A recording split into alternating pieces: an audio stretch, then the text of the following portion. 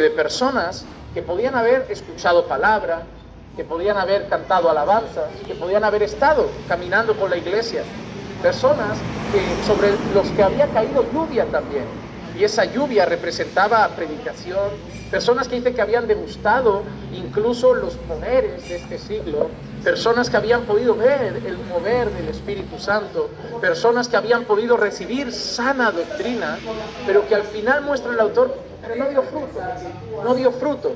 Podía ser como la semilla que cae en los pedregales, o la semilla que cae en el borde del camino, o la semilla que cae entre espinos.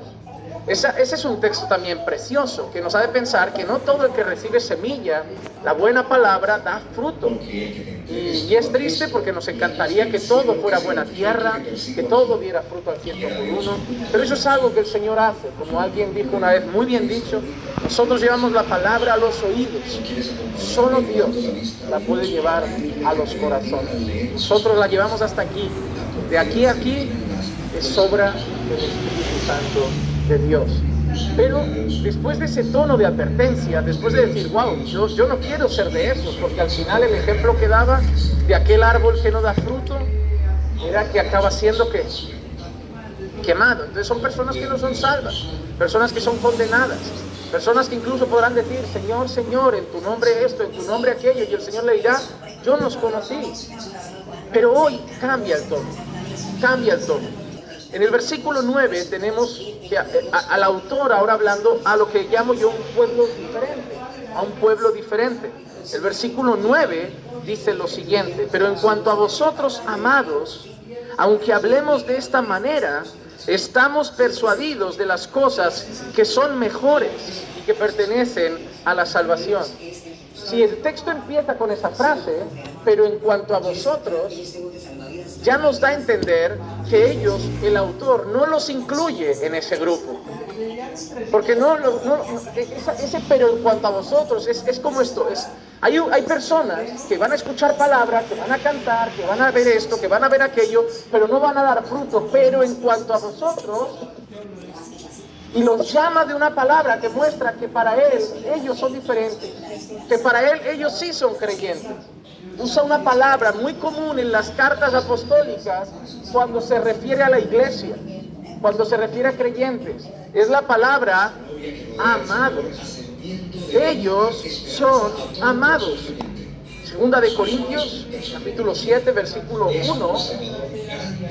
El autor dice así, el apóstol Pablo: por tanto, amados, teniendo estas promesas, limpiémonos de toda inmundicia de la carne y del espíritu, perfeccionando la santidad en el temor de Dios. Mira lo que le dice Pablo a los corintios. Y es interesante a quién se lo dice. ¿Qué iglesia es? La iglesia que está ¿dónde? En Corinto. Mira, de todas las iglesias que aparecen reflejadas en el Nuevo Testamento, si hay una iglesia que parece que no es iglesia, es Corinto. Si tú lees la carta de Tesalónica, dices, yo quiero pastorear esa iglesia. Siempre que leo Tesalónica digo, Señor, vuelve caminando por fe Tesalónica. Vuelve caminando. Porque era todo, he visto vuestro amor, he visto vuestras obras, he visto vuestra generosidad, todos son elogios. Tesalónica era la iglesia madura del Nuevo Testamento. Pero cuando nosotros miramos Corinto, te entran ganas como pastor de decir, Señor, que esto no sea Corinto nunca, que esto nunca se vuelva a la iglesia de Corinto. ¿Por qué? Inmadurez, desorden, caos con los dones, además pleitos, hacen grupitos, yo soy de este, yo soy de aquel. Y Pablo lo dice, os tengo que hablar como carnales, porque entre vosotros hay envidias, hay celos. Y tú dices, madre mía, pero tú sabes cómo empieza y cómo los llama siempre Pablo. Amados. ¿Sabes qué nos enseña eso? Que a veces hay gente inmadura, que a veces hay gente que lo miras y hay momentos de su vida que dices, parece cabra, pero son amados.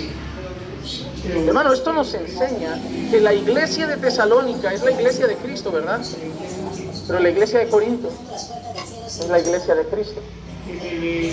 En Tesalónica tú dices, son hermanos que han sido lavados por la sangre del Cordero. La iglesia de Corinto también. Cuando nosotros vemos la iglesia y lo que nos muestra eso es algo muy interesante, no todos están al mismo nivel de madurez. Miren, hermanos, la justificación es un momento. El día en que tú te arrepientes de tus pecados, crees el Evangelio, en ese día dice la palabra que ya has sido sellado con el Espíritu Santo de la promesa. Somos salvos en ese momento. Nacemos de nuevo en ese momento. No nos estamos convirtiendo, el Señor nos convirtió. No nos estamos naciendo de nuevo, no estamos naciendo de nuevo, el Señor nos hizo nacer de nuevo. No nos estamos justificando, el Señor nos justificó.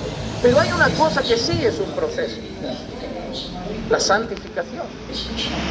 Desde que conocemos al Señor empezamos el proceso de santificación. Además de eso, la Biblia muchas veces define a niños y adultos. También entendemos eso. Hay gente que es más madura en la fe, hay gente que es más inmadura en la fe. Entonces hay momentos que nos muestra la Escritura que hay gente que son amados, que son hermanos, que son del Señor, pero que a lo mejor son inmaduros, que a lo mejor en el proceso de santificación están muy tiernos y a simple vista irritan un poco más.